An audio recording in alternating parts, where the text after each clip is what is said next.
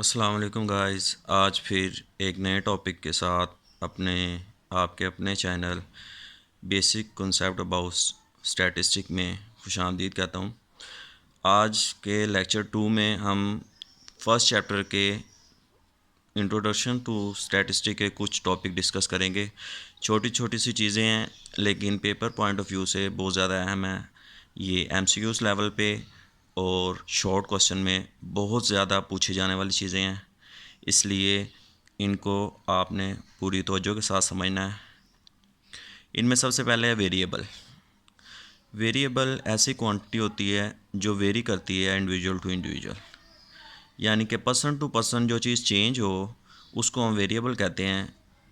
जैसे नीचे एग्जांपल्स दी हुई हैं कि height, weight, eyes colour, weather, ये सारी चीज़ें पर्सन टू पर्सन, इलाके टू इलाका वेरी करती हैं, इसलिए इनको हम वेरिएबल कहते हैं।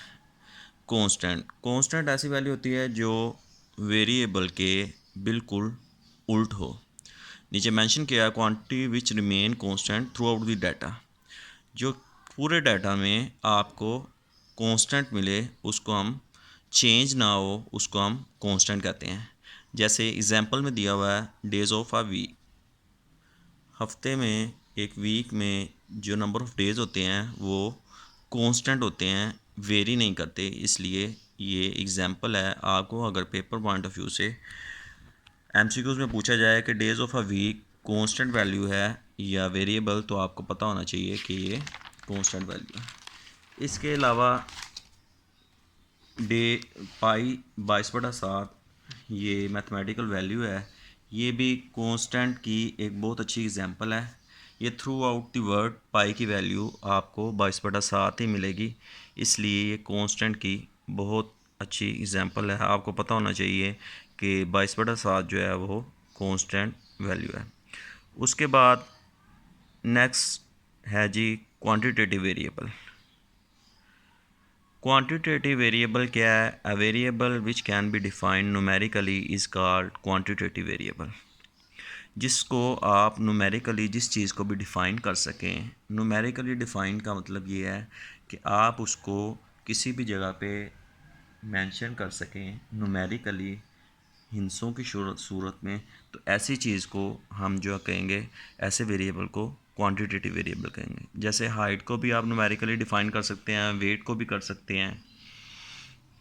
उसके अलावा मार्क्स ऑफ स्टूडेंट्स दिया हुआ है, इसको भी कर सकते हैं। यानी हर ऐसी चीज़ जिसको आप न्यूमेरिकली लिख सकते हैं, डिफ़ाइन कर सकते हैं, उसको हम क्वांटिटेटिव वेरिएबल कहेंगे। उसके बाद क्वालिटेटिव वेरिएबल है। क्वालिटेटिव आपको इस वर्ड से ही पता चल रहा है कि क्वालिटी से क्वालिटेटिव वेरिएबल बना है। तो ऐसी चीज़ जिसको न्यूमेरिकल डिफ़ाइन ना किया जाए, वो क्वालिटी में कंसीडर हो, उसको हम कहेंगे कि ये क्वालिटेटिव वेरिएबल है। फॉर एग्ज़ाम्पल जो आइस कलर है वो आपकी क्वांटिटी, न्यूमेरिकल क्वांटिटी में डिफ़ाइन नहीं किया जा सकता, वो एक क्वालिटी है। आईक्यू लेवल जो है वो आपकी क्वालिटी है, उसको आप न्यूमेरिकली डिफ़ाइन नहीं कर सकते। तो उस ऐसी तमाम चीज़ें जो हैं, ये ऐसी एग्जांपल्स जो भी आपके पास एमसीक्यूज़ में आएंगी, तो आपको पता होना चाहिए कि ये क्वालिटेटिव वेरिएबल है, क्वांटिटेटिव वेरिएबल नहीं है। उसके बाद आते हैं जी डिस्क्रीट वेरिएबल। डिस्क्रीट वेरिएबल और कंटिन्यूस वेरिएबल। सबसे पहले डिस्क्रीट वेरिएबल को देखते हैं। Discrete variable a variable which contain specific value in a given range. कोई दी हुई रेंज में जो स्पेसिफिक वैल्यूज़ होंगी वो आपको, ऐसी वैल्यूज़ को वेरिएबल जो डिफ़ाइन करेगा उसको हम कहेंगे डिस्क्रीट वेरिएबल। स्पेसिफिक वैल्यू से क्या मुराद है? स्पेसिफिक वैल्यू से मुराद ये है कि उसमें आपके पास होल नंबर्स हों, कोई पॉइंट वाली वैल्यू ना हो। होल नंबर्स हों मगर कोई भी पॉइंट वाली वैल्यू मेंशन ना हो। जैसे नीचे एग्जांपल दी हुई है, number of students in a class, ठीक है।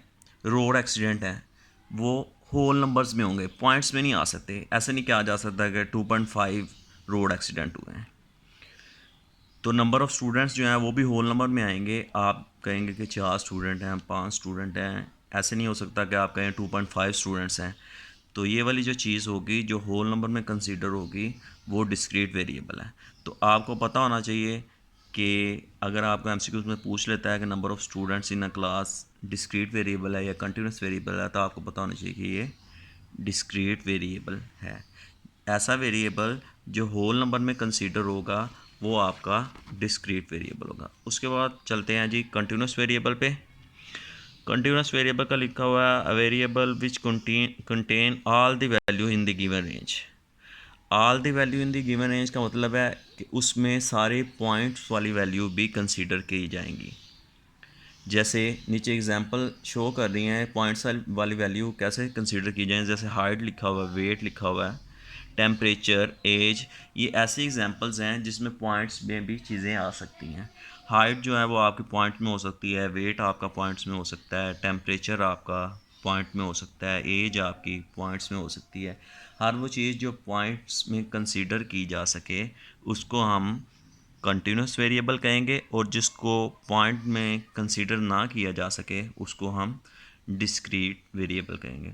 तो गाइस आज के जो लेक्चर है इसमें यही थोड़ी सी चीज़ें थी जो आपसे डिस्कस करनी थी।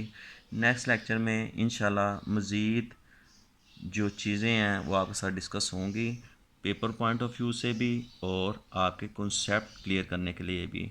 आप हमारे इस चैनल के साथ जुड़े रहिएगा, चैनल को सब्सक्राइब करना ना भूलिएगा। इंशाल्लाह नेक्स्ट वीडियो के साथ फिर हाज़िर होंगे। अल्लाह हाफिज़।